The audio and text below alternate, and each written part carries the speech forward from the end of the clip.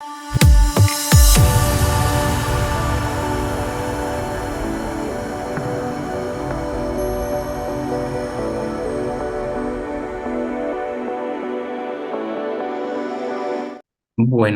buenas noches nuevamente. Agradecer este importante espacio para hacer un diálogo de saberes en ese programa de alta especialización que corresponde al Diplomado en Gestión de Recursos Hídricos y Conflictos Sociales, un enfoque integral. Como bien lo decía el anfitrión, mi nombre es David Alejandro Muñoz. La noche de hoy para mí es un placer poderles compartir desde una visión de Colombia, pero también a visión global, cómo se hace la administración del recurso hídrico y cómo se lleva a cabo esta dinámica de los conflictos socioecológicos en cuencas andinas. Es muy importante saber que el caso que vamos a tratar esta noche es el caso Río Quilichao, un poblado que está representado en procesos de metropolización en la Reserva Natural Cerro Muchique, Cauca, Colombia, desde un enfoque integral para la gobernanza y la sostenibilidad. Mi nombre es David Alejandro Muñoz, soy de profesión ingeniero agrícola, especialista en gerencia ambiental y desarrollo sostenible empresarial por la Universidad Santiago de Cali en Colombia. Igualmente soy magíster en Ingeniería Ambiental por la Universidad Nacional de Colombia y actualmente estoy finalizando, ya soy candidato a doctor en Ciencias Ambientales de la Universidad del Valle Cali. He tenido la oportunidad de hacer mi estancia doctoral en instituciones a nivel internacional como la Universidad Autónoma del Estado de México en la Facultad de Geografía y el Instituto Interamericano de Ciencia y Tecnología del Agua. Igualmente hago parte de la Escuela de Geografía como investigador del grupo Georriesgos y hago parte también como docente catedrático de la Universidad del Valle, especialmente en la Escuela de Ingeniería de los Recursos Naturales y el Ambiente. La agenda que vamos a desarrollar la noche de hoy tiene cuatro componentes importantes: las dinámicas del recurso hídrico, la gobernanza del agua y los conflictos socioecológicos, la comparación de modelos de gestión del agua en América Latina y el mundo, y la comparación de modelos de gestión que permiten mirar qué tipo de herramientas se están utilizando actualmente para mirar cómo se hace la integración de diferentes escenarios desde la distribución del agua en la cuenca, cómo es ese marco normativo, qué experiencias exitosas se tienen en la gestión integrada de los recursos hídricos, pero también qué tipo de estrategias de conservación y restauración en términos de ecosistemas hídricos. Al hablar de sistemas socioecológicos, es muy importante tener en cuenta la dinámica de los componentes que representan las comunidades, ya que gracias a estos procesos que se realizan en los diferentes territorios, pues se pueden generar una caja de herramientas para la toma de decisiones. En este sentido, unas determinantes ambientales del territorio a escala Colombia es precisamente por estos cambios que se han venido dando en términos de las cuencas andinas con lo que refiere a la variabilidad climática. Y esa variabilidad climática de alguna manera nos está mostrando que se están generando puntos calientes o hotspot que de alguna manera están alertando estos efectos generadores del riesgo y que ante estos nuevos récords que se presentan para el caso de Colombia y para los países de la zona andina, pues es revista importancia y al mismo tiempo es imperativo porque sabemos que nos encontramos en el trópico y para el caso de los países tropicales es fundamental poder monitorear estas variables ambientales.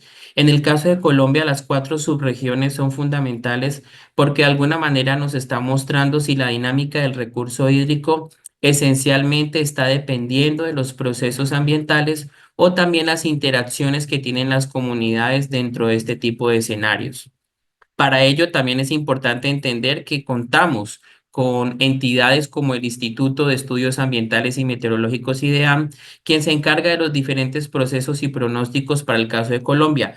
Pero también para estas determinantes ambientales del territorio no podemos desdibujar el papel importante que cumplen entidades como la NOAA de los Estados Unidos y también la vigilancia de satélites como los que hacen la NASA en este caso. Hablar también del recurso hídrico es hablar de los sistemas ambientales principales. ¿Qué tipo de ecosistemas nosotros encontramos en el caso de Colombia? Y para ello es fundamental hablar de los tipos de bosques.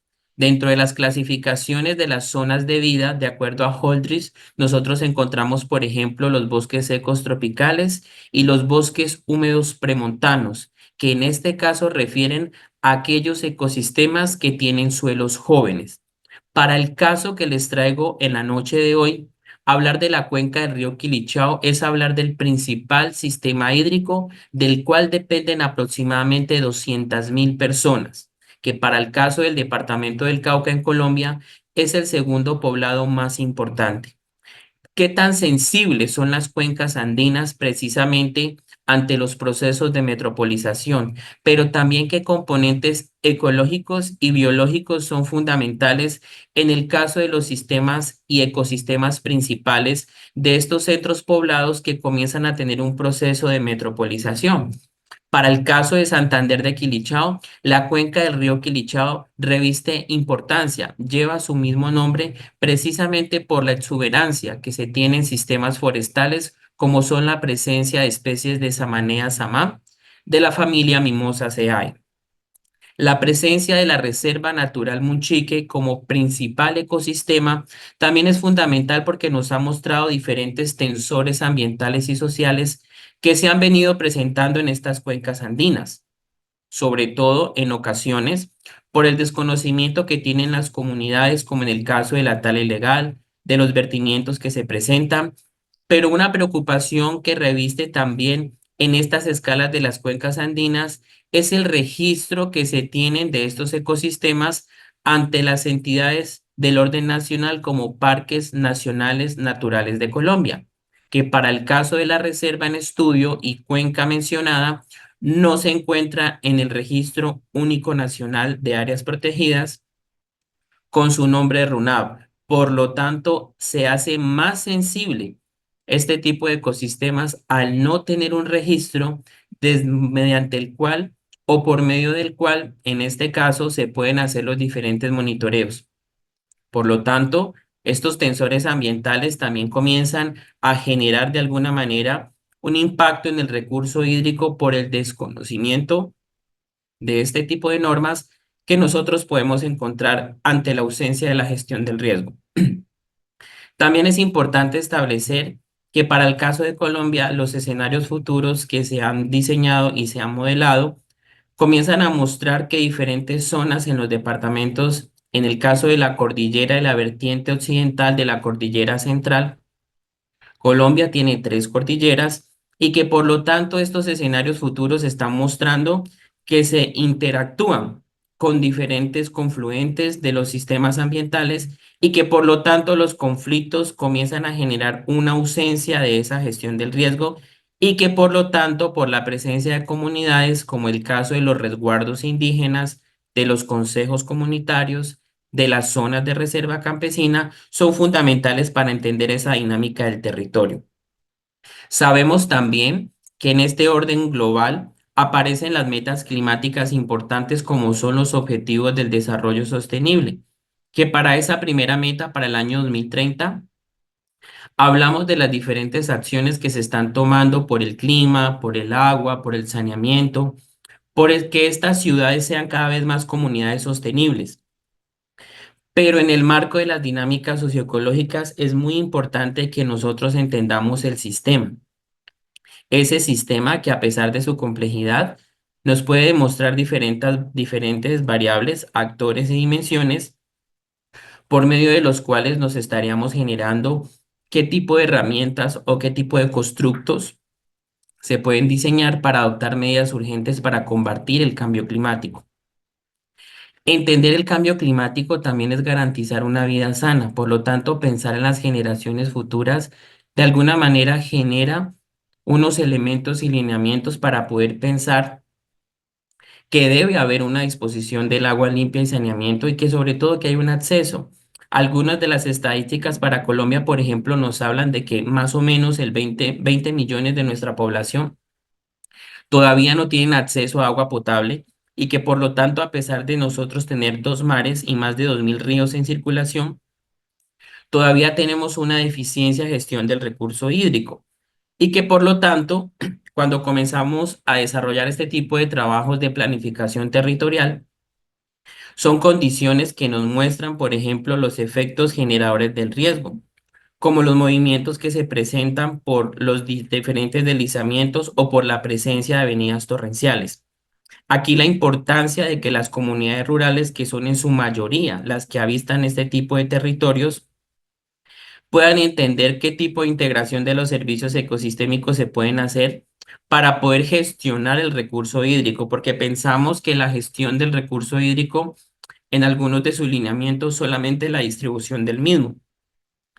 Pero por lo contrario, digamos, estas condiciones posteriores nos muestran que esa riqueza y abundancia natural también nos estaría diseñando qué tipo de lineamientos podemos encontrar, porque para las comunidades este tipo de situaciones adversas requiere una planificación territorial.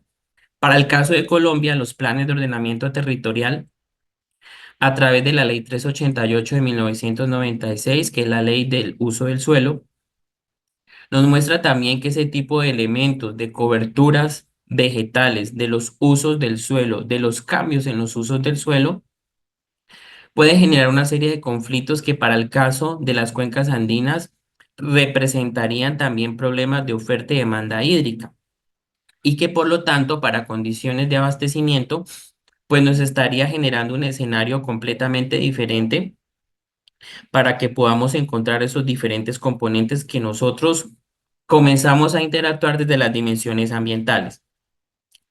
Para la década del 90 y del 80 encontramos como el panel intergubernamental de cambio climático pues crea estas diferentes mesas técnicas y mesas científicas para poder generar una serie de mecanismos por medio de los cuales los países se comprometen a poder integrar los diferentes procesos de gestión al cambio climático y Colombia no es ajena, perdón, a estas realidades que nos muestra a través de los planes de gestión integral. Perdón, me disculpan un momento, por favor. Permítame, tomo un poco de agua, por favor. Qué pena, me dicen, por favor, si me escuchan nuevamente.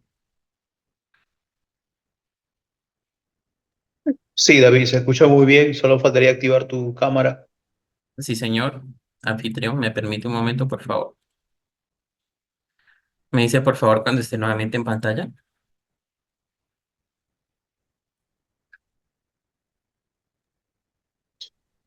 David, se ve tu presentación, no obstante la cámara parece que ya no ha vuelto más. Sí, señor. Aquí me está cargando la cámara, pero no me quedo como pensando. Dice, enviar, permítame. David, te quería comentar lo siguiente, mientras Sí, se- aprovechamos que se va cargando la cámara. sí, señor. Ahí tienes tú una pantallita rectangular en la parte superior, ¿correcto? Donde están Sí, las es correcto. herramientas Sí, de... señor. Es correcto. Ahí hay tres puntitos donde usted puede hace clic y va a encontrar una opción de ocultar esa pantalla flotante. Y cuando quiere usar esa herramienta, pone escape. ¿Por qué? Porque ahora está tapando una parte de la presentación. Ah, Generalmente es así. correcto. Sí, señor, es correcto. Pero se está, Sí, aparece como si estuviera sí cargándose se el ve, Zoom. solo que Sí, señor.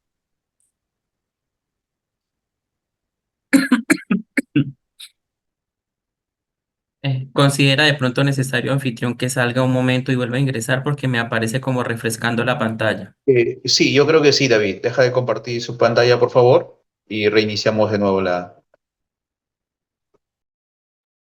David, disculpe, ¿logró usted dejar de compartir la pantalla? Por favor, hemos tenido un pequeño problema técnico a las personas que recién se están agregando al seminario de hoy. En breve momentos vamos a darle la solución correspondiente. Muy buenas noches nuevamente, anfitrión, ¿me escucha? ¿Los demás participantes me escuchan? Sí, David, te escuchamos muy bien. Muchísimas gracias por la conexión rápida. Gracias a ustedes. Estaré atento entonces para poder compartir nuevamente la pantalla, anfitrión. Sí, David, ya puedes compartir. Perfecto, perfecto. Me dicen por favor si ya se ve bien la presentación. Sí, se ve perfecto, David. El único detalle es tu cámara, pero si no se puede compartir, no habría tampoco ningún... No, está perfecto. Ya Sí, perfecto. Ok. se ha reanudado correctamente. Bueno, muchísimas gracias por la espera. Les pido excusas. Justamente estaba en trabajo de campo, entonces por eso un poco el problema de la voz. Pero nuevamente les comentaba de que este trabajo que viene haciendo el IPCC como panel de expertos y de mesa de trabajo de alguna manera ha nutrido de manera eficiente los protocolos que para Colombia y el mundo han sido importantes a través de los informes como el AR5 y el AR6, que precisamente evidencia, por ejemplo, cómo en términos regionales para Colombia se viene presentando este tipo de escenarios. El departamento del Cauca reviste también, digamos, un detalle como lo menciona la plantilla para el año 2040, precisamente porque es el pulso hídrico del país. Hablamos de una zona muy importante que se conoce como el Macizo Colombiano o Estrella Fluvial de Colombia. Estos planes, entonces, de alguna manera permiten establecer qué tipo de lineamientos en términos de cobertura de la tierra y para el agua del mundo nos permite entender cómo se está haciendo ese consumo del agua del mundo, pero sobre todo también las clasificaciones a través de las Corine Cover o de los procesos del plugin Molus, que nos muestra cómo los usos del suelo pueden modificarse. Este cambio en los usos del suelo, como mencionaba anteriormente, genera un conflicto en los usos del suelo.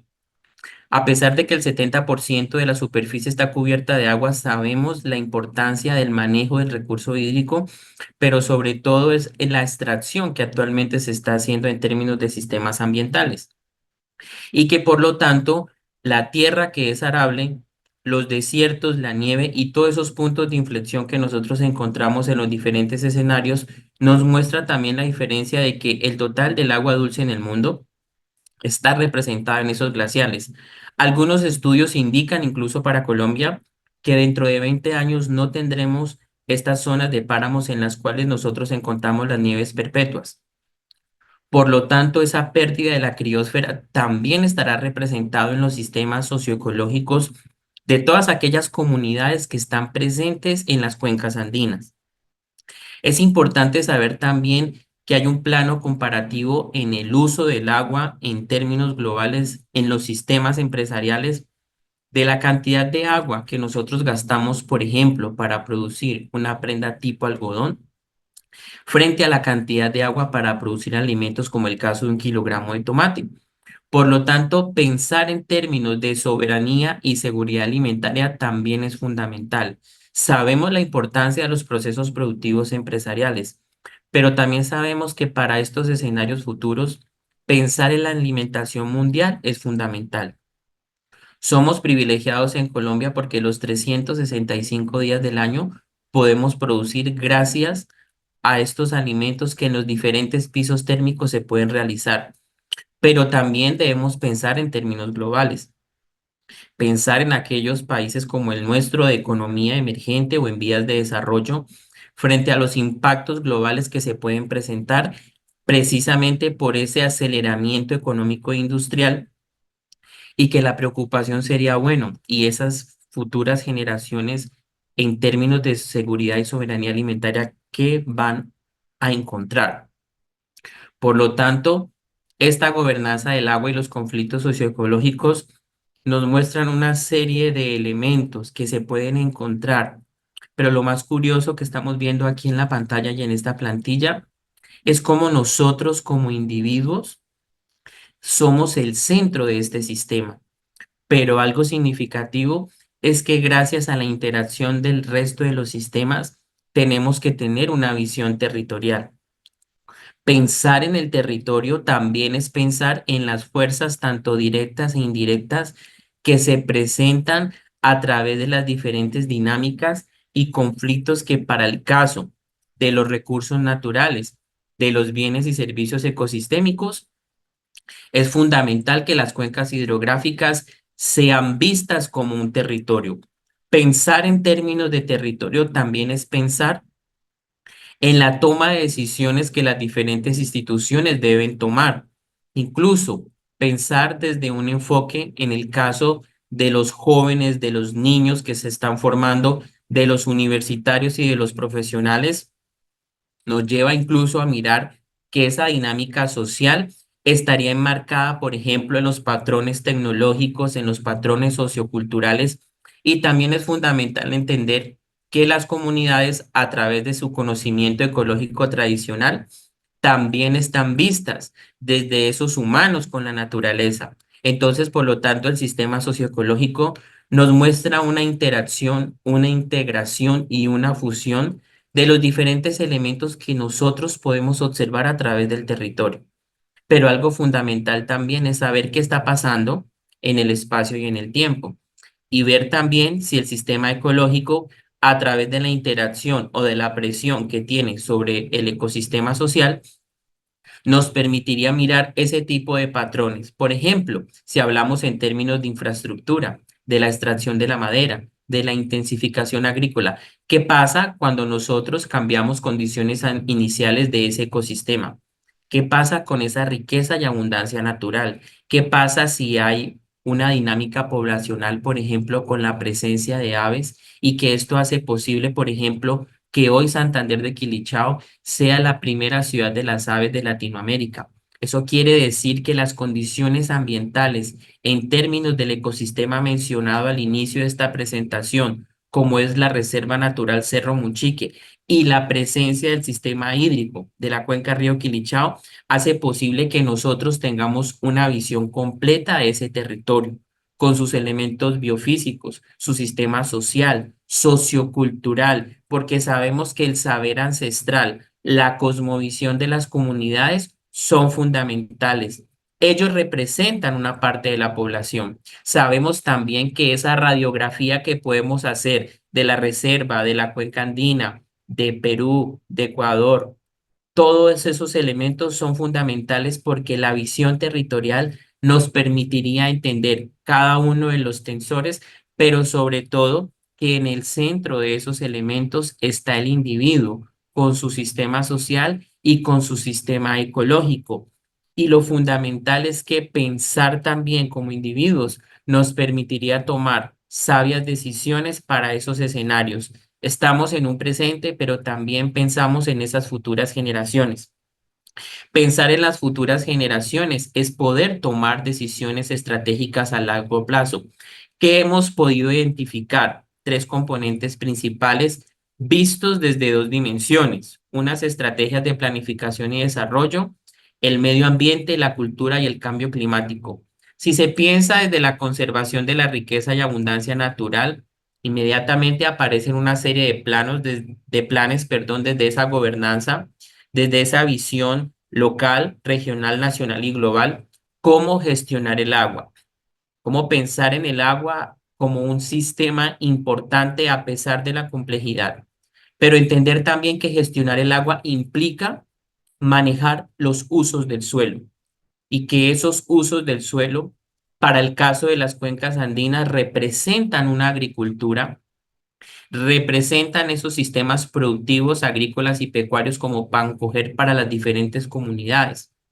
Pero cuando las comunidades entienden que un escenario futuro también va a depender de que esos territorios deben ser objetos de protección, de que esos territorios deben conservar esa biodiversidad, pero sobre todo que esos sistemas productivos que se han venido desarrollando a lo largo del tiempo en el espacio también deben ser económicos y sostenibles para poder garantizar que estas comunidades tengan una responsabilidad crítica a través de un enfoque sostenible. ¿Por qué?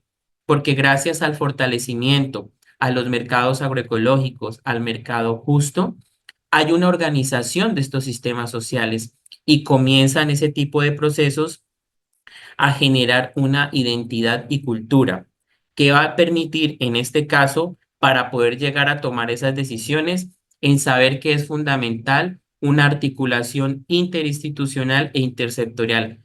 Aquí la importancia de la academia, cómo nosotros a través de procesos científicos nos unimos con el conocimiento ancestral y podemos hacer esa integración para que las comunidades también tengan esas cajas de herramientas que les van a permitir entender su presente y que ese presente los lleve a tomar unas decisiones estratégicas en el largo plazo. Por lo tanto, cuando podemos hacer esta visión de la cuenca a través de su problemática, sabemos de que esa radiografía que veíamos hace un momento, también en el caso de Colombia nos muestra los PONCA, los planes de ordenamiento y manejo de cuencas hidrográficas. Por lo tanto, ya vamos a un plano más legal que nos dice que solamente el 20% de los ríos de Colombia están organizados con PONCA. Por lo tanto, hay una vulnerabilidad frente a esa organización y gestión del sistema hídrico y que por lo tanto aquellos ecosistemas que no son reconocidos como reservas o áreas protegidas van a ser cada vez más vulnerables a esos efectos del cambio climático porque sabemos de que al no ser administrados de una manera idónea, por lo tanto tenemos un trabajo juicioso que hacer para poder llegar a un enfoque climático en estas zonas de territorio, sobre todo al pensar que desde estas ciencias sociales es muy importante que ese conocimiento ecológico, esas identidades culturales se puedan nutrir a través de las investigaciones que permitan entender todas las planificaciones territoriales que se tienen que hacer en el marco de las cuencas. Por eso hablar de un sistema es hablar del territorio. Y hablar del territorio también implica entender de que estas comunidades o nosotros como sistema social dependemos de los diferentes elementos que nos pueden nutrir el territorio a través de la agricultura, a través de los servicios ecosistémicos, como es el caso de la biodiversidad. Pero la pregunta que nos queda es, ¿cuál será ese impacto que podría tener el recurso hídrico? ¿Cuál será ese impacto que podrían tener las cuencas en esos escenarios futuros? Por lo tanto, aquí nos vamos al maestro Fausto Borda para entender de que esta visión del territorio permite incluso que nosotros nos apropiemos del territorio, que podamos reconocer todos esos elementos históricos, culturales, sociales, políticos, ambientales, biofísicos, pero sobre todo que a escala comunitaria aparecen esos nuevos elementos en los cuales se hace un empoderamiento y que nos sentimos propios del territorio, que sabemos que esos recursos naturales que están ahí disponibles van a permitir que tengamos un sostenimiento económico y ambiental, porque sabemos también que es fundamental que haya una sostenibilidad económicamente viable y ambientalmente sostenible. ¿Por qué no pensar en procesos agroecológicos, procesos que integren microorganismos del bosque, los conocimientos que tienen nuestros ancestros, nuestros campesinos, esa visión de los huertos en mandala que nosotros miramos a través de procesos geométricos circulares? Por lo tanto, esta visión territorial nos lleva a ser mucho más sensibles, pero sobre todo a pensar más en esos elementos que para nosotros pueden representar una cotidianidad, pero que cuando los integramos realmente revisten una dinámica y que por lo tanto esa visión del territorio con esa visión de los sistemas hídricos ya nos habla de un territorio hidrosocial que a pesar de su complejidad nos muestra a los actores, las relaciones de poder, porque sabemos también que hay un acceso a esos recursos, cómo está distribuida la riqueza de esos recursos, qué tipo de redes, qué tipos de lenguajes y de confianza nosotros encontramos desde esa visión de las relaciones de poder, porque sabemos que hay un control de los diferentes entes, llámese comunidad, administración pública o del orden global, que nos dicen, por ejemplo, que en este momento nosotros estamos en un punto de no retorno donde nuestra temperatura cada vez va a ir aumentando más y que por eso hablamos de una capacidad de adaptación y de una capacidad de respuesta, que cuando la logramos integrar hablamos de una resiliencia, podernos adaptar y que por lo tanto esa resiliencia y adaptabilidad nos estaría marcando precisamente una gobernanza adaptativa. Quiere decir que esas diferentes formas de usar y acceder al agua van a seguir estando limitadas por esas condiciones de variabilidad y cambio climático. ¿Cómo nosotros nos podemos preparar para esos cambios y que frente a esos cambios, en ese eje central vamos a encontrar esas disputas? Pero ahí está la importancia de que podamos entender la dinámica de nuestros territorios y poder encontrar puntos de encuentro. Y esos puntos de encuentro van a representar una identidad territorial. Esa identidad territorial nos lleva entonces a mirar de que ese territorio hidrosocial está representado por sistemas, por materiales, por ese holos, por ese sistema amplio, integral, holístico, que desde nuestra visión epistemológica podemos saber de que vamos a tener diferentes significados para el agua. El agua para nosotros desde el mestizaje puede representar un bien que utilizamos para nuestras actividades diarias. Pero ¿cómo lo piensa el agua un resguardo indígena desde el mandato atea? ¿Cómo ve el agua desde sus planes de vida? ¿Cómo ve el agua una reserva campesina? ¿Cómo ve el agua un consejo comunitario? Entonces, por lo tanto, esa cosmovisión es fundamental precisamente para entender los significados que en términos territoriales nosotros le podemos dar al agua.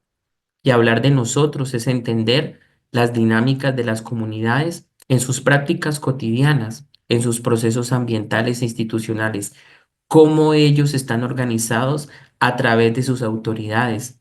Llámese mayor, mayora, llámese autoridad indígena, gobernador, y que por lo tanto, desde esa visión del territorio, nos encontramos los diferentes elementos a través de un proceso, de un diagrama que nos lleva a entender de que han habido unas luchas sociales precisamente a través de esas dinámicas y que con los diferentes escenarios que hemos venido encontrando, siempre llevamos un eje común a través del objeto de identidad colectiva, que los territorios tienen unas narrativas. ¿Qué significa que yo me encuentre en los diferentes sistemas hídricos? ¿Qué significa la cascada? ¿Qué significa el cuerpo de agua? ¿Qué significa ese fluir?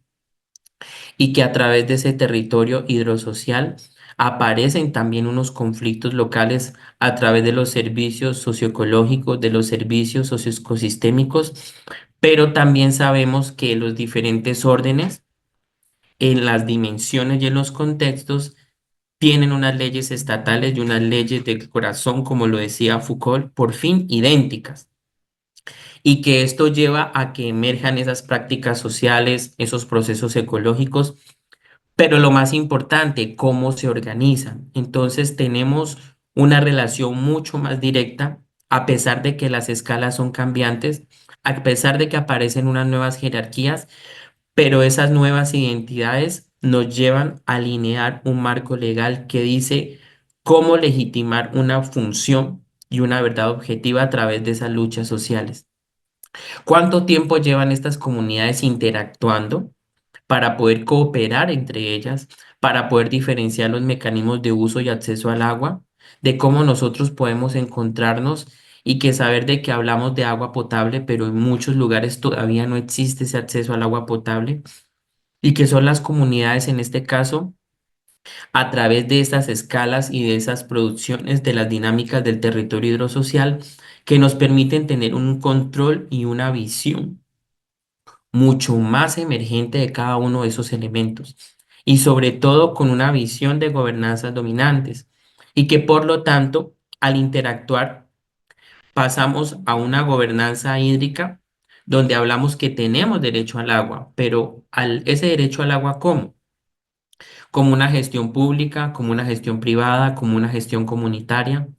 El agua solamente para consumo humano o cómo nosotros tenemos esa visión, a cuánta agua tenemos derecho, por ejemplo, y que por lo tanto la participación activa permite que en este caso las comunidades puedan organizarse y puedan tener un derecho territorial para el caso del agua. ¿Qué pasa, por ejemplo, para el caso Colombia, donde el agua fluye en un terreno y luego desaparece en otro terreno? ¿A quién le pertenece el agua? Entonces, el uso, por ejemplo, también de las servidumbres al interior de los territorios nos lleva a pensar si el derecho local, si el derecho propio del indígena, del mayor o del campesino, como lo veníamos hablando, de esas organizaciones de las comunidades, también generan unos conflictos por esa agua. Entonces vemos que esas luchas cantadas, que esas filosofías de vida también están muy alineadas con las narrativas o con las necesidades sentidas que tienen los actores en cada uno de sus territorios. La pregunta es si ese knowledge, si ese background, ese conocimiento científico y técnico va a ser suficiente para que en este caso nosotros podamos entender si incluso esa gestión del agua podría implicar una exclusión de la misma. Entonces, por lo tanto, miren cómo podemos encontrarnos en esa visión del territorio que incluso nos estaría diciendo de alguna manera que pueden haber unas reglas y unos discursos para poder llevar ese conocimiento científico y poderlo aterrizar a las comunidades. Eso es uno de los focos principales, porque sabemos que nuestras investigaciones pueden ser robustas, científicas, pero lo más importante es que las comunidades lo entiendan, que los tomadores de decisiones lo apliquen y los vuelvan políticas públicas. Y al hablar de esa gobernanza hídrica, también hablamos de los valores, hablamos de las conexiones que hay en los procesos públicos. Muchas veces nuestros proyectos ambientales llegan a los tomadores de decisiones, pero sabemos de que son procesos muy lentos para que se vuelvan realidad. De allí la importancia de darle ese revestimiento que tanto se necesita para saber de que sí se puede, es necesario hacerlo. Que cuando nosotros vayamos a hacer una consulta o una generación de bases de datos, realmente tengamos una información y que permita en este caso reconocer los valores que tienen nuestros sistemas ambientales, específicamente hablando de los valores del agua. Y que cuando reconocemos esa gobernanza del agua también nos permite tener en cuenta los riesgos en los cuales nos podemos ver inmersos y sobre todo por esos intereses particulares. Entonces, de alguna manera, vamos aterrizando en los diferentes elementos que desde esa visión territorial, cuando vamos llevando a los diferentes actores, nos permiten decir de que cómo a través de esos procesos, cómo a través de esos marcos jurídicos, cómo a través de esas necesidades territoriales o incluso esas filosofías de vida, podemos garantizar una capacidad de respuesta. De allí la importancia de engranar. Y ese engranaje es podernos integrar a la ciencia, a la tecnología, a la innovación, a la conservación. Saber también que aunque nuestros países tienen unas políticas públicas, podemos estar articulados con otros países a través de la cooperación internacional y que por lo tanto se tienen que encontrar esas dos políticas públicas, por eso aparecen como con dos colorcitos, porque cuando ellas se encuentran hablamos de estos lineamientos o de esta integración del buen vivir. Ese desarrollo local implica, en ese caso, que la cultura de los pueblos y de las comunidades se pueda llevar a los diferentes centros urbanos, a poder entender también la política de tierras y que a través de ese medio ambiente todas las políticas públicas tengan una visión internacional porque los países así lo necesitan. Y por lo tanto, esa integración del conocimiento científico con las comunidades logra. Sabemos que existen muchas herramientas, muchos programas, software que son posibles utilizar, ser utilizados y que cada día están más innovados, pero sobre todo cómo a través de esas mismas herramientas podemos cruzar esos saberes ancestrales y que por lo tanto a través de las mesas de trabajo que logramos hacer, a través de los procesos participativos, porque sabemos que son las comunidades las que están allí en medio de todos los procesos y sobre todo quien entienden los conflictos. Los sistemas de información geográfica son fundamentales actualmente porque sabemos que nos permiten generar, establecer gráficamente cualquier tipo de zonificación, cartografía, elementos visuales para que sean más entendibles y sobre todo poderlos aterrizar a esos conocimientos y que por lo tanto aparecen diferentes estrategias y herramientas. He tenido la oportunidad de dirigir algunos trabajos de grado a través del protocolo del territorio sostenible adaptado al clima o TESAC y cómo las escalas de finca, cómo los pequeños agricultores se están preparando a esos efectos adversos a través de sus huertos habitacionales, a través de sus sistemas productivos y cómo se rescatan esos saberes ancestrales a través de los conocimientos que tienen nuestros mayores y mayoras, pero sobre todo nuestro campesinado. Nosotros hacemos parte de un territorio campesino y que por lo tanto estamos llamados a que esos desafíos del cambio climático sean aterrizados a este tipo de territorios. Estamos en una zona del departamento del Cauca que ha sido una de de los territorios de zona roja, como se conoce en Colombia, casi 60 años de conflicto, pero las comunidades han llevado, a pesar de esos tensores sociales, sus territorios a cierto nivel, destacándose a través, por ejemplo, de los cafés especiales, de los desarrollos de alto nivel del cacao, de los frutales, de las hortalizas de ciclo corto. Entonces, por lo tanto, vemos una potencialidad a pesar de los conflictos que se pueden presentar y que por lo tanto para este tipo de enfoques es fundamental. Incluso la renovación agroecológica ha hecho posible que muchas fincas estén desarrollando diferentes procesos productivos, procesos agroecológicos, desde ese enfoque de soberanía y seguridad alimentaria.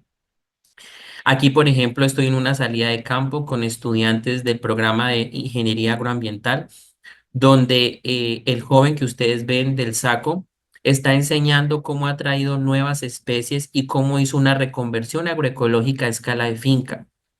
Y esa reconversión agroecológica se debió a una condición de salud de un familiar de él, donde el llamado de los médicos fue cambiar completamente el sistema alimentario. Una cosa es comer y otra cosa es alimentarse. He allí la importancia de los alimentos saludables a través de los diferentes elementos que tiene nuestro territorio y que por lo tanto la granja de Santi, que es la que ustedes están viendo en pantalla, cada 8 días genera unos altos niveles de producción de hortalizas orgánicas donde ya se entregan más de 100 paquetes a diferentes consumidores aquí en este territorio y que por lo tanto se ha convertido en un punto de encuentro en términos de educación ambiental, de agroecología y también de saberes ancestrales a través de las prácticas de finca. Hay una meta muy importante que incluso Colombia y el mundo se ha planteado para el año 2030 y es precisamente la disminución de los gases de efecto invernadero. La pregunta es, ¿qué planificación territorial en el marco del cambio climático se está haciendo para que las ciudades sean sostenibles y qué tipo de acciones dentro de esas ciudades se están tomando para cumplir las metas? Porque sabemos que existen 17 ODS, pero al interior de cada uno de ellos hay unas metas y qué metas nosotros tenemos para poder tener esos procesos de mitigación, para lograr integrar las sinergias que pueden complementar los planes locales, los planes regionales, incluso los planes de Latinoamérica frente a los procesos de adaptación al cambio climático. El año pasado, en octubre, se realizó en Cali, Colombia, la COP16. La conferencia marco de las Naciones Unidas mostró los alcances que se tenían, pero tuvieron que hacerse unos ajustes al acuerdo Cummins-Montreal precisamente por la necesidad de los procesos de reforestación y que por lo tanto nos muestra entonces que aquellos procesos industriales, por ejemplo, que se han llevado al carbono neutro a través de la captura de esos gases de efecto invernadero, especialmente el CO2, han permitido, por ejemplo, que se comiencen a hacer estudios muy puntuales. Tuve la oportunidad el año pasado, en el mes de septiembre, de ser parte de la Conferencia Internacional Electrónica de Bosques para MDPI, una de las revistas más importantes del mundo, donde logramos a través de las redes neuronales mostrar cómo este ecosistema importante de la Reserva Natural Munchique, del cual les he venido hablando, a escala de cuenca, se pudieron hacer unas predicciones del bosque húmedo premontano para el año 2030 y 50. ¿Por qué para el año 2030? Precisamente por lo que les acaba de mostrar de esa primera meta climática que tienen los países. ¿Por qué para el año 2050? Porque Colombia también tiene una meta que se llama la resiliencia socioecológica climática.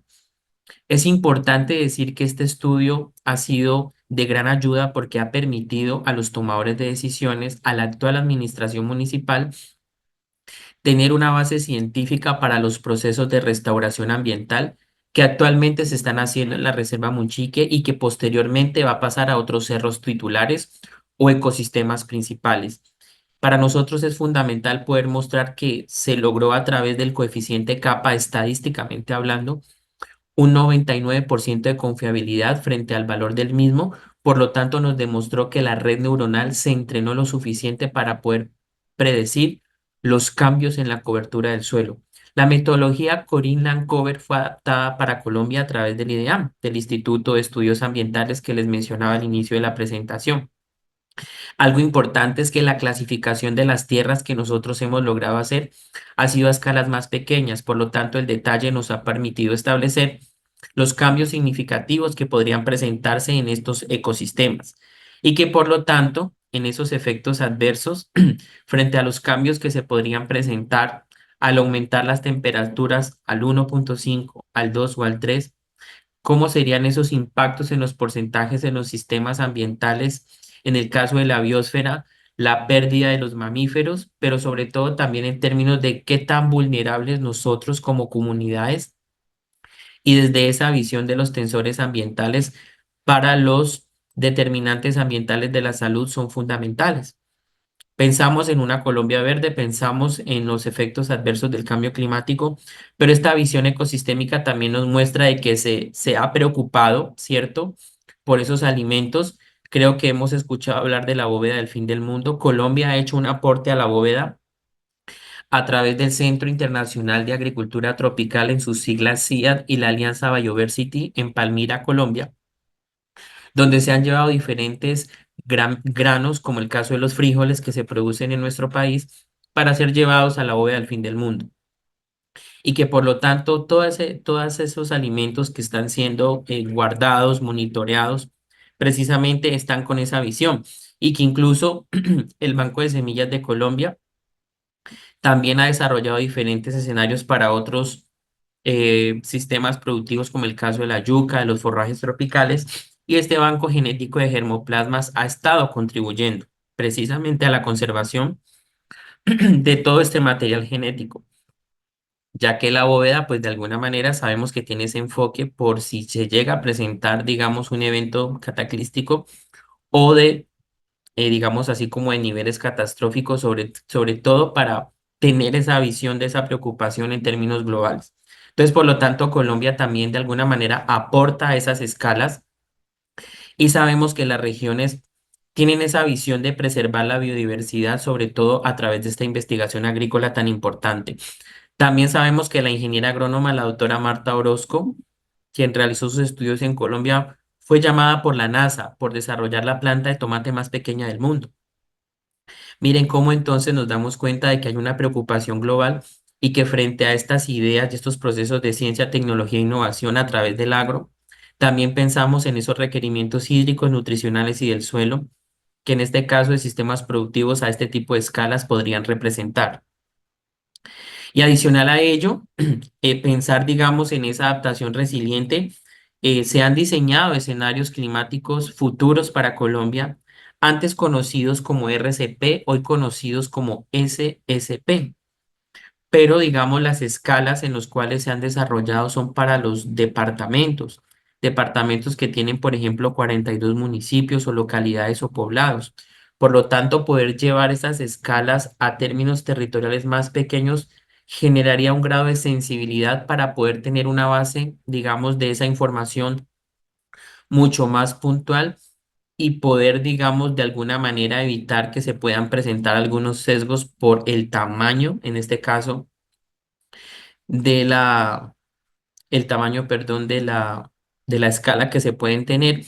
Pero entonces, por lo tanto, esa sostenibilidad del territorio es importante porque ya la visión territorial permitiría generar esa caja de herramientas para la toma de decisiones y que por lo tanto, digamos, fue posible también poder compartir, como les mencionaba en mi presentación, cuando hice mi estancia doctoral, poder tener de la mano de expertos mundiales, en el caso de los doctores Baró y Ordaz, que podemos tener nosotros en Colombia y cómo llevar, por ejemplo, a esa integración de algunos protocolos o metodologías como el ordenamiento ecológico territorial, que está unido a los planes de ordenamiento territorial en países como México.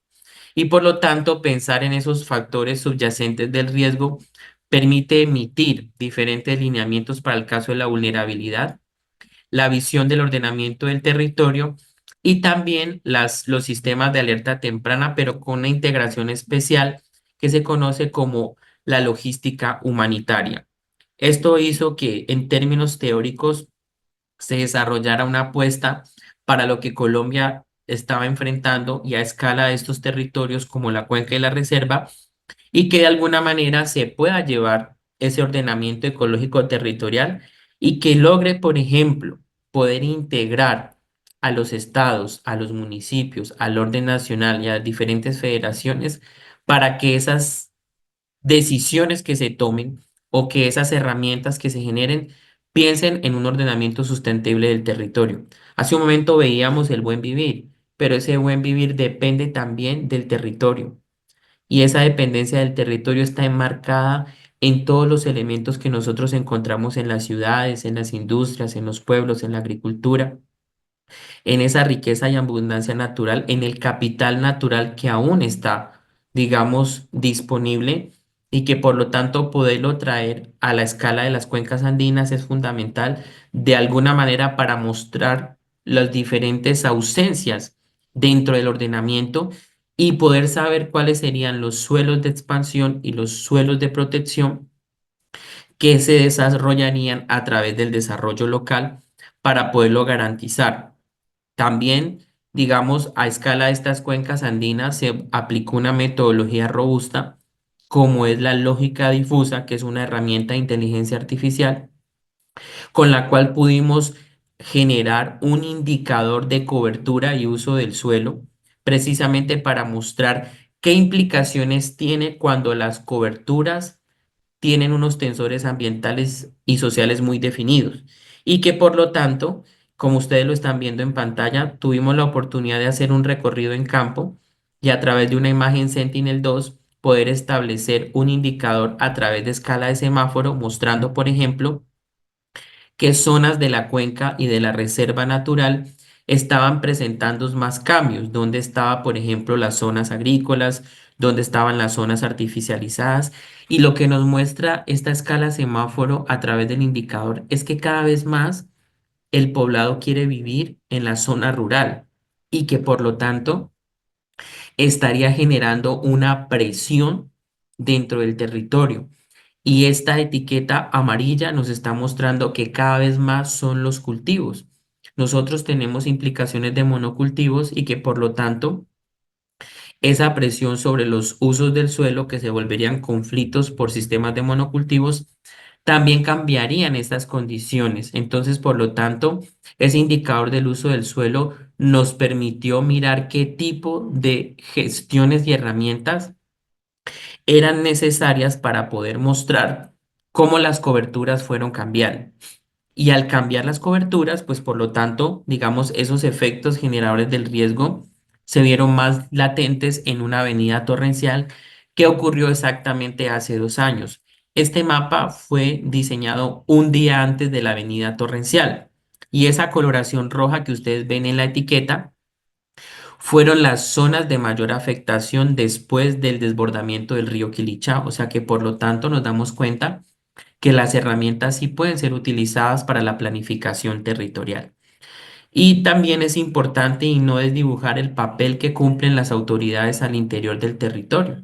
Aquí la importancia de poder llevar la información al resguardo indígena Munchique Los Tigres porque al ser autoridad del territorio es fundamental que esta integración del conocimiento científico también esté articulado con los tomadores de decisiones en términos de organización social y comunitaria, más porque la Guardia Indígena también hace presencia en estos territorios y que por lo tanto, pues digamos, en el marco de las metas que se establecieron, como les mencionaba en la COP16, pues nos muestra que realmente esa transición de nuestros sistemas del territorio debe estar en el marco de las metas que se han trazado, especialmente para la restauración y las áreas protegidas, pero sobre todo también para el cambio climático y la salud.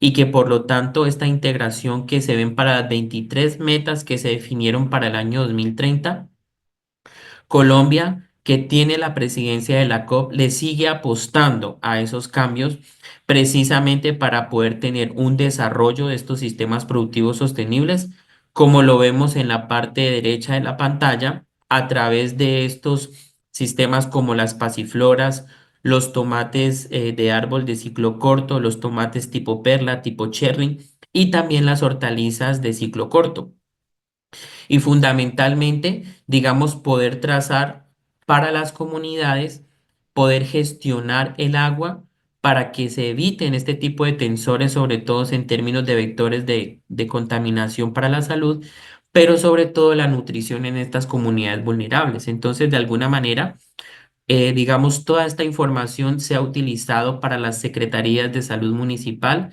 a través de los diferentes procesos y protocolos, como los festivales de saberes y sabores, porque la gastronomía también de alguna manera se ha rescatado a través de estos procesos, sobre todo por los diferentes cultivos y sistemas productivos de los cuales hemos venido hablando en las anteriores diapositivas.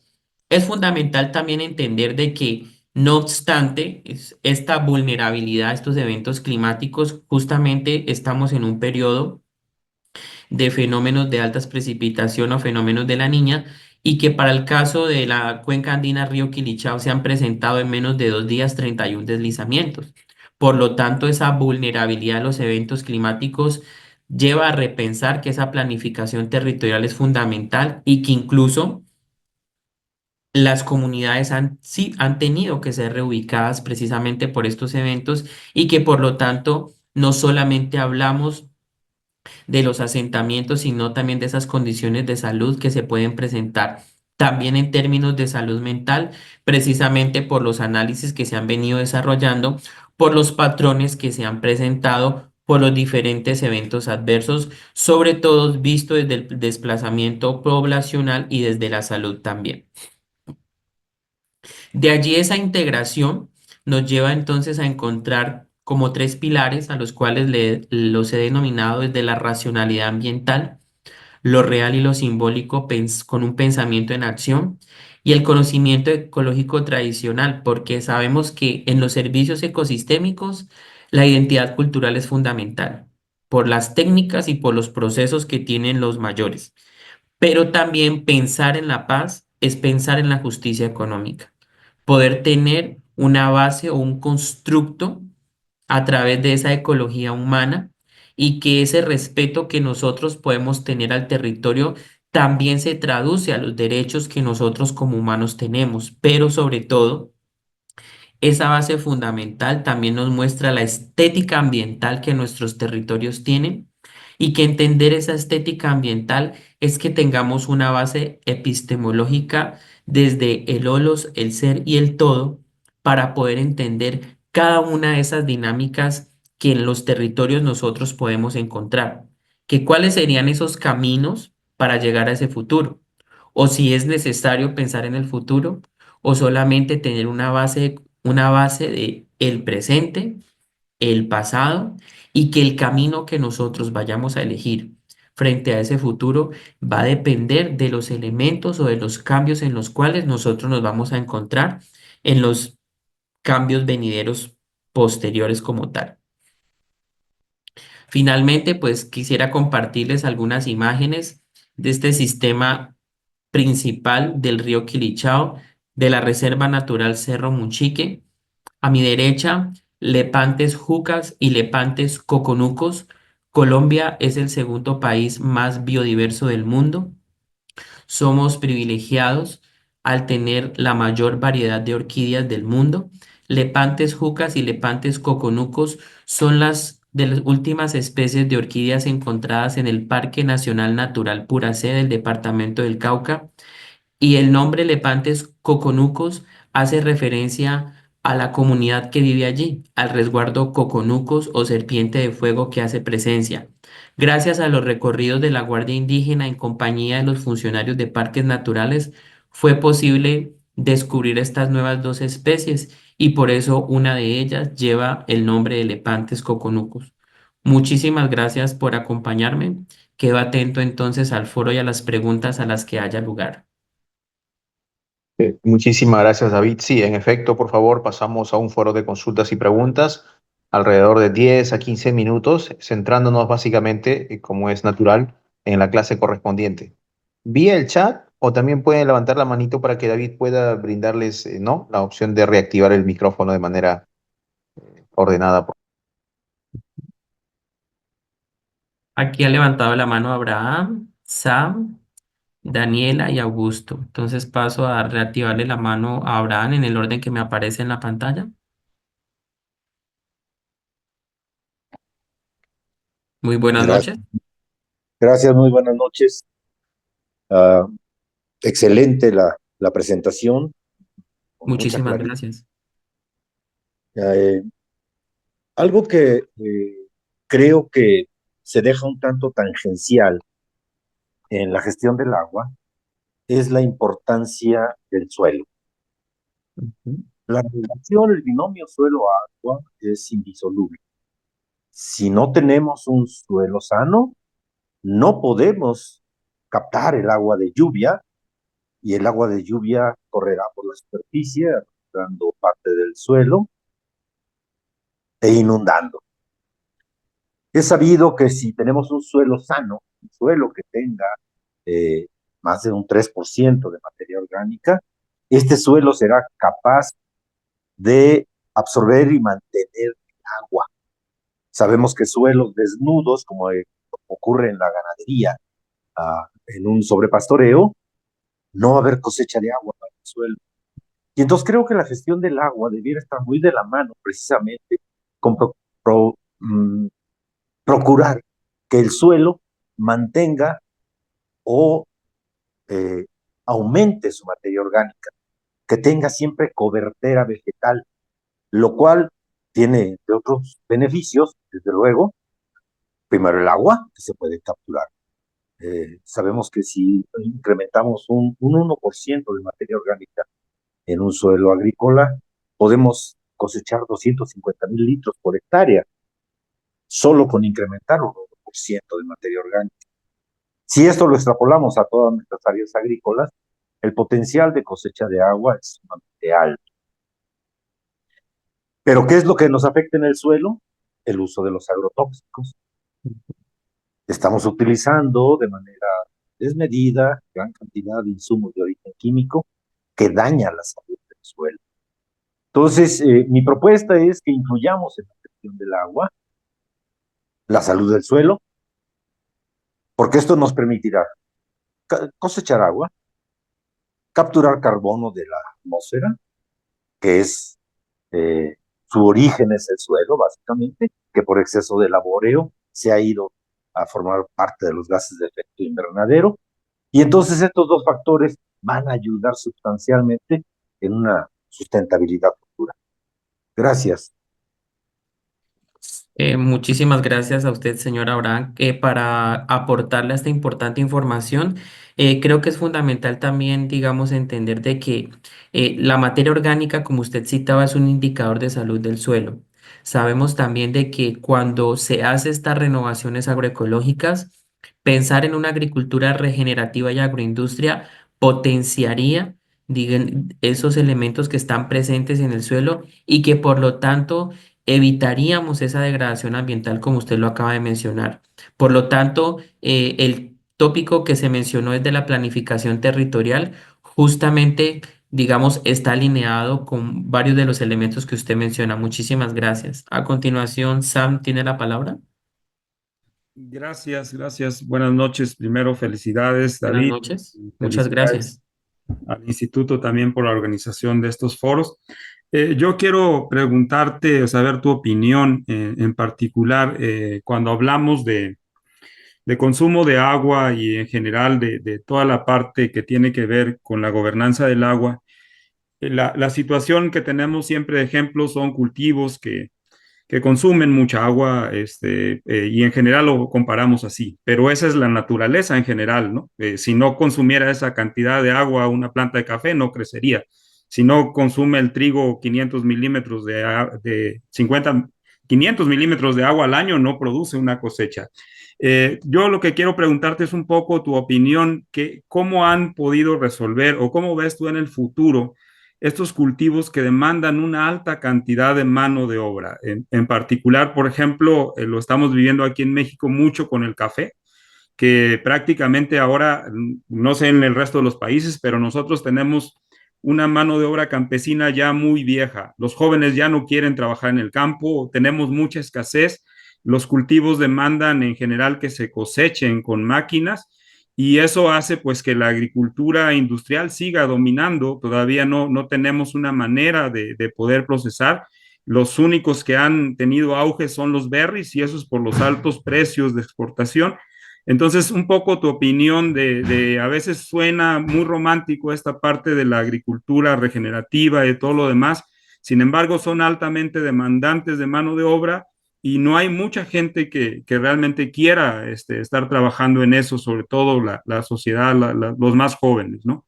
Un poco saber cómo ves tú el futuro en este sentido. Gracias. Claro que sí. Muchas gracias, señor Sam, por el aporte. Para complementar lo que dice, creo que las empresas y los industriales se están preocupando precisamente porque aunque sus sistemas de cultivos o procesos de producción están ligados directamente a la relación agua-suelo, también han visto la necesidad de volcarse, por ejemplo, a los centros de investigación. Hay un caso muy importante en Colombia que es la empresa Arroz Blanquita, y que en este caso, por ejemplo, ellos se dieron cuenta de la necesidad de adelantar estudios para poder disminuir la lámina de agua requerida para los procesos agronómicos. Como usted bien lo mencionaba, los requerimientos hídricos para cada cultivo son diferentes, pero ante estos cambios adversos, ante estos efectos que hemos visto a través de los puntos o hotspots que mencionaba, ellos lograron desarrollar y disminuir a una lámina muy pequeña el consumo de agua para arroz. Mi estudio de la maestría fue degradación de suelos precisamente desde una visión de la maquinaria y mecanización agrícola. Logramos que grandes industriales y pequeños productores cambiaran esa visión del extractivismo precisamente y que ante esa preocupación precisamente de la formación de los nuevos jóvenes o potenciales agricultores, como usted lo mencionaba, estén llamados a este tipo de investigaciones y que incluso toda esa información se ha hecho una transferencia tecnológica para los pequeños productores. Nosotros hemos logrado también sentar una base frente al monitoreo, por ejemplo, de la oferta hídrica, precisamente por la ausencia de esa información. Entonces, creo que aquí es donde nosotros encontramos que la empresa, el Estado, se pueden unir y que los centros de investigación potenciarían, en este caso, también a estas comunidades para seguir desarrollando procesos productivos. Tiene también Daniela la Buenas palabra. noches. Buenas noches.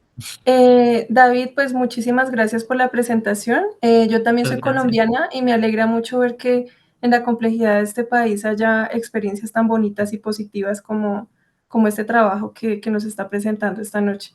Muchísimas gracias, Quisiera, Daniela. quisiera preguntar si de pronto tiene algún conocimiento sobre alguna experiencia como esta en los páramos. Sabemos que los páramos son la principal fuente de agua en los sistemas andinos y que se está llevando a cabo el proceso de limitación de páramos, que pues sabemos que tiene como objetivo la protección de este ecosistema, pues que es tan importante para nosotros, pero que en su mayoría se encuentra tensionado por la relación entre las comunidades campesinas y las autoridades ambientales, ¿no? Es un tema pues complejo que en los casos en los que yo he podido tener algún acercamiento he visto que no se ha desarrollado de la mejor manera. Gracias, Daniela. Pues mira, para complementar lo que tú acabas de mencionar, las experiencias sí se están dando. Lo que pasa es que, digamos, estas relaciones de poder que mencionábamos, de alguna manera han hecho de que se tengan que realizar las diferentes mesas de trabajo entre las autoridades ambientales y las comunidades que hacen presencia en el territorio. Hace poco tuve la oportunidad de hacer un diagnóstico ambiental para 3 zonas de páramos acá en el departamento del Cauca, y justamente era para poder delimitar las zonas de reforestación y las zonas de huerto leñoso, porque estamos viendo que muchos cambios frente a estos procesos de deforestación se están haciendo, por ejemplo, a través de proyectos o procesos como las cocinas ecoeficientes. Y muchas de esas comunidades están en zona de páramo. Entonces, precisamente, digamos, sí se están desarrollando este tipo de experiencias. También, por ejemplo, en el páramo de Las Hermosas hay una investigación que se está haciendo actualmente.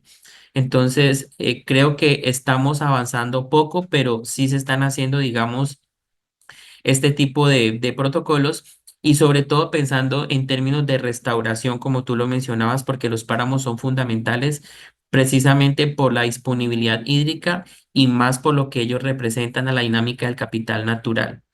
Tiene la palabra el señor Augusto. Buenas noches, David. Saludos desde Ecuador. Buenas noches, Excelente muchas gracias. presentación y estamos al tanto sobre lo que realmente pasa a nivel de Colombia y en el mundo. Usted mencionó algunos temas que me quedaron. Habló de una cuenca hidrográfica como un territorio. Yo lo diría que es un ecoterritorio porque encierra muchas cosas. Y topó el tema del valor del agua. Realmente el valor del agua como que no lo valoramos mucho, definitivamente. Por eso es que nos damos el lujo de tumbar bosque, hacemos los cultivos, después nos quedamos sin agua y definitivamente nos complicamos. Y en época de invierno nadie almacena agua o si son pocos, excelente por ellos, y en época de verano estamos complicados.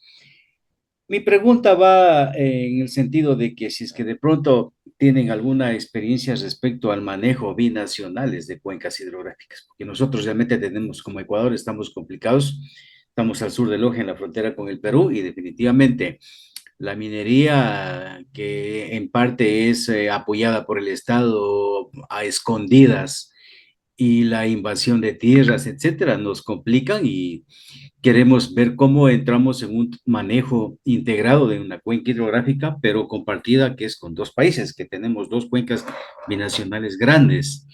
Estamos tratando de ver cómo buscar las opciones de financiamiento, porque en esto se necesita mucho dinero, porque estamos hablando de más de 1,5 millones de habitantes que son los que realmente son los que sufren.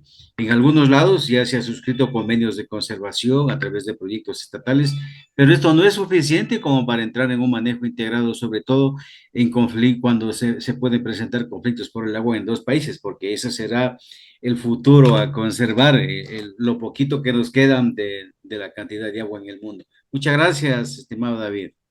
Gracias, señor Augusto. Muchas gracias por ese aporte que hace al ecoterritorio. Creo que permite integrar de una manera, digamos, mucho más sensible el término. Decirle que en términos binacionales hay un estudio que se está desarrollando, incluso creo que está por terminar, que son las redes ambientales en la cuenca del Amazonas. Tengo presente a Perú, perdón, a Colombia y a Brasil, me falta el otro país. Y precisamente se están haciendo a través de este tipo de estudios para saber la disponibilidad y, digamos, la integración que se pueden encontrar entre los dos países amigos. Por lo tanto, digamos, el valor del agua, se lo digo por experiencia propia durante estos 5 años que se lleva a cabo esta investigación, parte de lo que les he mostrado en la presentación. Ha sido muy complejo poder encontrar esa responsabilidad en los diferentes entes y en los diferentes actores, pero creo que el trabajo lo hemos hecho de tal manera que se ha logrado consolidar y que para la escala de la cuenca andina es muy significativo. Espero poder mostrar en otra oportunidad, digamos, estos estudios de los cuales he mencionado a lo largo, digamos, de los complementos que he hecho para cada una de las apreciaciones de ustedes. Tiene la palabra el señor Robert Noguera.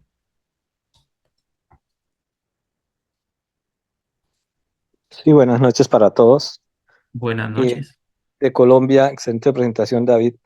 Eh, Muchas mi gracias. inquietud- sí, mi inquietud, digamos, estaba a la presentación que hiciste, digamos, de toda la interrelación que hay en los procesos, no solo del ordenamiento del agua, el ordenamiento del territorio, el ordenamiento sociocultural, para que realmente haya lo que hablaba, una valoración del agua, ¿sí? Mirando todo el componente de la gestión de riesgo, de cómo no solo impacta a los ecosistemas, sino cómo ese impacto de los ecosistemas, pues, debilitan esos servicios ecosistémicos que son los que usamos, el agua, el bosque, la flora, la fauna, en ese proceso. Yo creo que una de las preguntas es, ¿cómo se incorpora ese mecanismo en la sociedad? Digamos, cuando estamos en toda la presentación, o no solo en esta, sino en la mayoría de veces, siempre pensamos y habla del derecho al agua, del derecho que tenemos para el agua consumo humano, para nuestros cultivos, pero en ninguna parte vi el deber del agua, de cuidarla. Entonces, todos pensamos es en el derecho que tenemos, y la mayoría de conflictos se dan es porque personas se quejan de que otro le contamine el agua, o que el otro se la quita, o que el otro llega, pero nunca se pregunta cuál es mi deber respecto al agua como usuario, como persona, después de que yo la uso. Entonces yo digo que esa es una cuestión que no se soluciona a través de normatividades, en el caso de Colombia a través de cada ministerio de ambiente, en poner normatividades porque eh, esa normatividad siempre se va a infringir. Entonces, hay un capítulo aquí que en este caso es la incorporación no solo del derecho al agua, sino del deber del agua, el deber de cuidar el agua, porque así como yo requiero, yo exijo que a mí el agua me llegue de una calidad y una cantidad excelente, no me pregunto después de que la uso, se la echo al de más abajo, contamino la quebrada más abajo y aguas abajo hay otras personas que se surten de esa fuente. Entonces, eso ha sido una de las problemáticas de esa integración o lo que tú decías, cómo se aplican todos esos protocolos, todos esos procedimientos, todos esos planes ya en territorio y lo que tú mostrabas, que la aplicación básicamente inicia con una persona que vive en el campo haciendo actividades o desarrollo, sea la agricultura, la ecología, la pesca, cualquier desarrollo económico industrial, en pensar qué pasa después de ese uso del agua para realmente valorarla y protegerla. Es una de las problemáticas en Colombia de las plantas de tratamiento de agua residual, porque la gente, digamos, la presión de la sociedad está es en que le llegue un agua buena, pero después de que la empresa de servicios o el acueducto veredal la usa, no se preguntan, ¿y esta agua sucia será que está impactando aguas abajo a otras personas? Entonces, ese proceso es de conciencia para que realmente se proteja la calidad y la cantidad del agua y de pronto en este mecanismo de valoración de cómo se incorporaría ese tema del nivel del agua y la conciencia para que realmente la cuidemos, ¿sí? Como autoridades ambientales, digamos, pasa el mismo paralelo que a veces atacamos son los efectos y no la causa. Entonces, un ejemplo, en el caso de Bogotá, estamos hablando que se necesitan 10.000 policías por cada millón de habitantes. Entonces, la solución es más policías, ¿sí? Entonces, en el ambiente pasa lo mismo. Más normas, más seguimiento de las corporaciones o de las autoridades ambientales no es la solución, porque cada vez será mayor y mayor a mayor. Entonces, es cómo se incorpora en la comunidad, en esos procesos, esa valoración no desde el derecho, sino desde el deber. Gracias, señor Robert. Creo que justamente cuando hablamos del sistema socioecológico, encontramos que poder, digamos, articular el sistema social con el sistema ecológico desde el individuo, como lo mostraban algunos de los apartados, nos lleva a mirar de que es necesario de que esa sensibilización frente a la riqueza y abundancia natural, nosotros lo tengamos como actores sociales, más allá de la autoridad, como usted lo mencionaba, más allá del ministerio. El valor del agua no solamente es para consumirlo, el valor del agua no solamente es para una empresa, el valor del agua es lo que nosotros le entregamos en esencia a ese medio ambiente, a ese territorio, y por eso hablamos de que el sistema socioecológico logra una integración para poder darle ese valor al agua y por eso en una de esas transiciones socioecológicas se muestra el territorio hidrosocial, donde se rescata y donde se valora el conocimiento ecológico tradicional, por ejemplo, que en este caso tienen las comunidades. Sabemos de las problemáticas de Colombia y de las grandes ciudades y creo que precisamente la ausencia está en el valor que le hemos dado a las comunidades donde se produce la mayoría de nuestra agua, porque sabemos que esa presencia social está representada en la mayoría de las cuencas. Muchísimas gracias. Tiene la palabra el señor Robert Noguera. Igual estoy atento, anfitrión, a sus orientaciones también.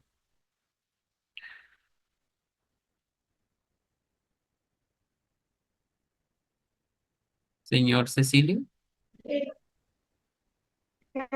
Sí, buenas noches.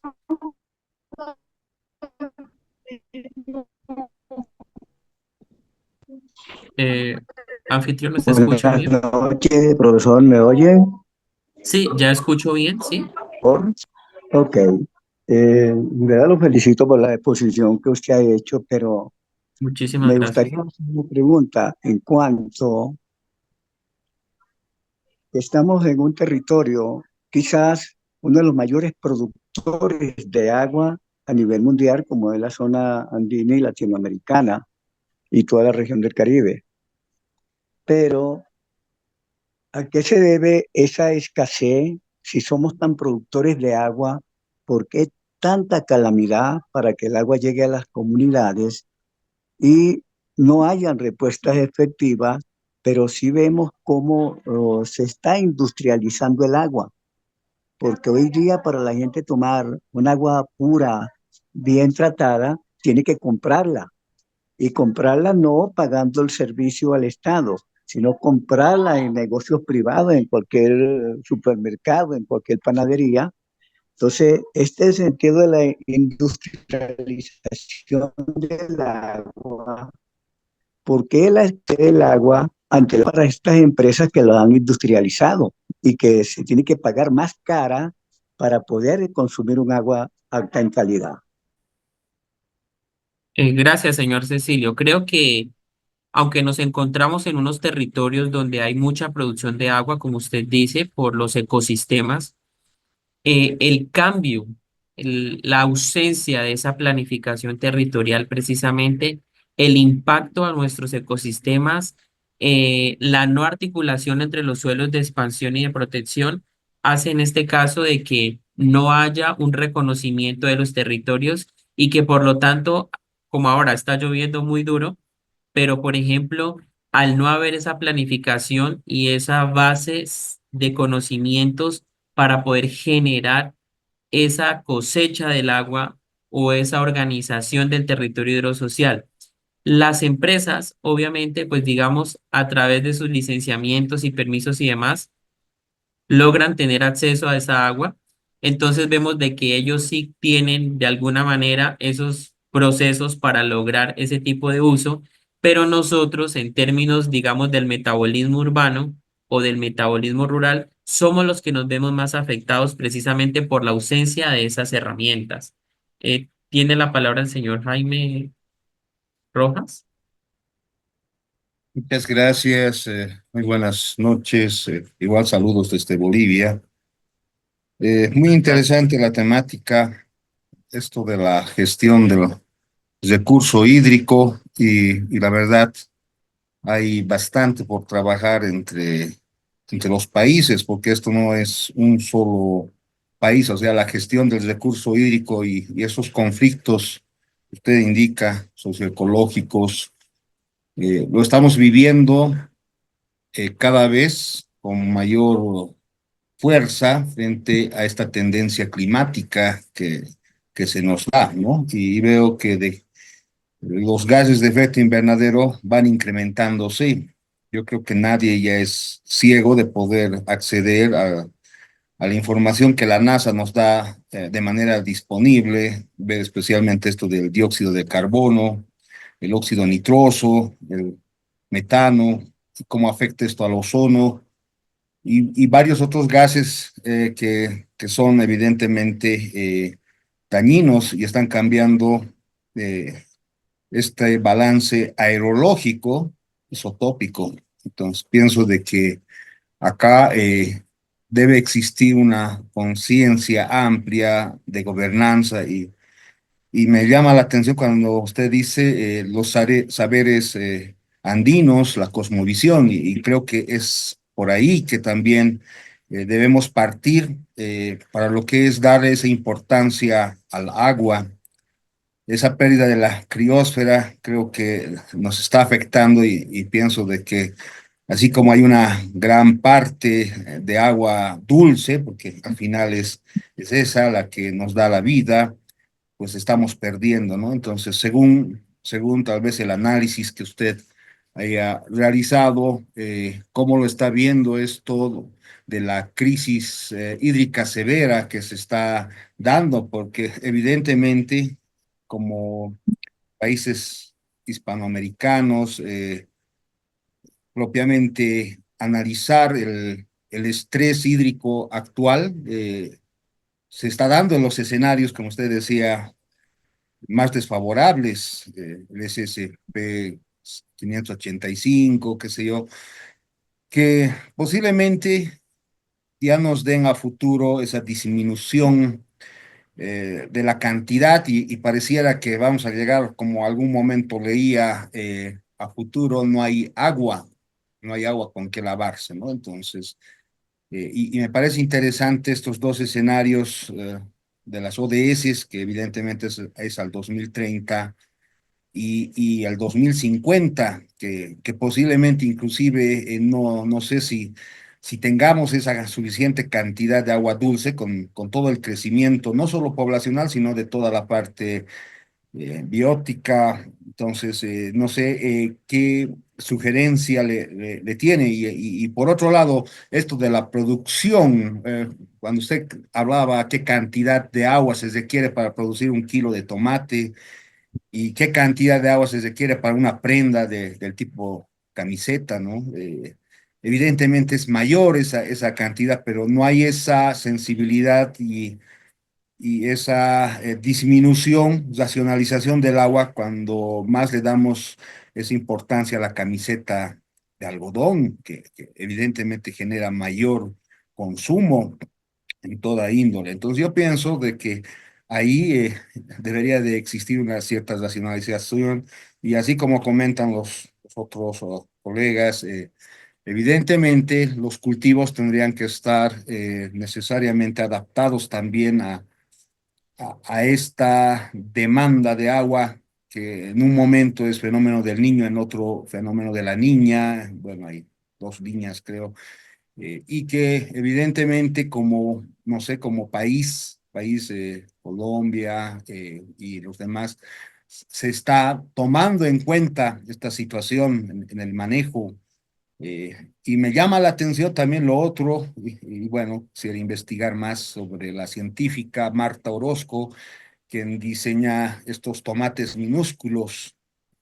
Quisiera también eso, por favor, la influencia, porque yo entiendo de que el tomate, pues, está bien, un cultivo que se adapta perfectamente y maneja el dióxido de carbono. Entonces, ¿cuál es, digamos, ese aporte? Y evidentemente, si podemos nosotros utilizar, entiendo de que son de suelos ácidos propias el tomate, pero si lo podemos adaptar dentro del manejo de grandes invernaderos, como país, ¿cuál es ese desarrollo científico que podamos también nosotros considerar? Y gracias por su explicación. Muchísimas gracias a usted, señor Jaime. Con respecto al primer elemento que toca, creo que las investigaciones nos permiten encontrar los diferentes lineamientos y creo que cuando nosotros comenzamos con una base científica, nos olvidamos muchas veces de lo comunitario. Entonces, encontrar ese conocimiento tradicional, esa cosmovisión es fundamental porque realmente ese es el sistema social que se encuentra en el territorio y el cual siempre está en esas situaciones adversas. Entonces, integrar el conocimiento científico con el saber ancestral logra ese proceso participativo nutrido. Con respecto a los escenarios futuros, justamente mencioné las dos metas climáticas para Colombia y el mundo, pero también mencionarle que para el caso de estudio, digamos, logré modelar hasta el año 2100 la cuenca, pensando en el escenario extremo SSP 8.5 y mirando cómo podrían cambiar por ese forzamiento radioactivo esa disponibilidad del recurso hídrico y saber el nivel de vulnerabilidad frente al cambio climático que se podría presentar en la cuenca andina. Y finalmente, me pareció muy importante citar lo de la doctora Marta Orozco porque fíjese usted lo curioso, a ella le llamó la atención la NASA por el tamaño de la planta de tomate, pero para ser cultivada en la estación internacional. Pero si lo llevamos a los elementos que usted menciona, sería un foco importante para la soberanía y seguridad alimentaria. Entonces, por lo tanto, estamos pensando en los alimentos del futuro y por lo tanto, es importante citar también que este tipo de innovaciones agronómicas y científicas podrían de alguna manera nutrir esos escenarios adversos del cambio climático en términos de seguridad alimentaria. Señor John Montaño, Muy buenas noches, ¿sí se me escucha? buenas noches, sí, señor. Primero que todo, pues muchas gracias. Excelente presentación. Te felicito, David Muñoz. Yo soy de Buenaventura Valle, Muchas gracias. Colombia. Nosotros tenemos 11 cuencas altamente caudalosas. Somos la parte más lluviosa del mundo y en un momento con algunos compañeros, yo soy geólogo, ingeniero geólogo de profesión, hablamos con unos amigos eh, y miramos que el mundo le está faltando, está careciendo de agua.